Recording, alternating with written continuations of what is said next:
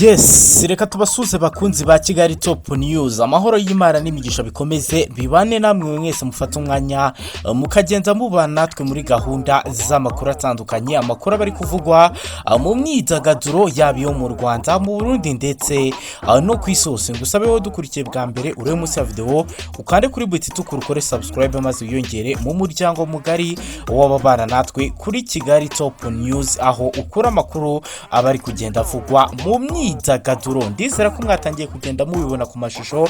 Ni Munezero Aline, uyu akaba yaramenyekanye cyane muri filimi y'uruhererekane yabamenya inyura ku rubuga rwa YouTube. Hari ku munsi wo kwa kane ku itariki 17 z'ukwezi kwa kabiri umwaka wa 2022 nibwo uyu Munezero Aline yakoreye ibirori bidasanzwe by'isabukuru y'umwana we, umwana w'umuhungu, umwana mwiza cyane muri kugenda mubona, ndetse ahangaha BIJOUX akaba yaragiye atangaza amagambo atandukanye y'urukundo ndetse n'ishema rikomeye atewe no kuba yaribarutse uyu mwana. Nkibutse ko BIJOUX yibarutse ku itariki ya 17 z'ukwezi kwa kabiri umwaka wa 2017, akaba rero ari ubwo inkuru nziza yatashye imusozi ndetse imuha umwana mwiza w'umuhungu amwita Prince. Akaba rero nkuko bikomeza kugenda bigaragara ari ibyishimo bidasanzwe ndetse n'umunezero, aho uyu mwana we yita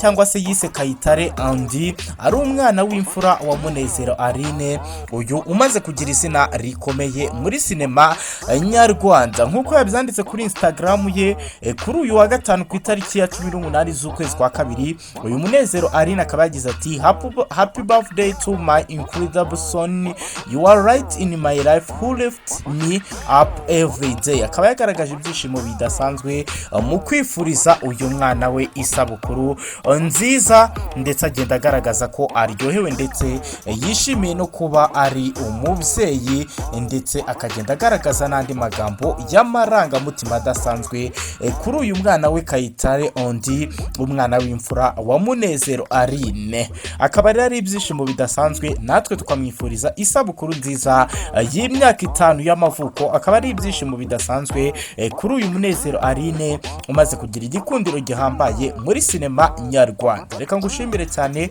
wowe ufata umwanya ukagenda ubana natwe kuri Kigali Top News. Niba ari ubwa mbere dukurikiye, urebe munsi ya video kandi kuri buti tukura ukore subscribe maze uyongere mu muryango mugari w'ababana natwe muri gahunda z'amakuru yibanda cyane ku myidagaduro tugenda tubagezaho.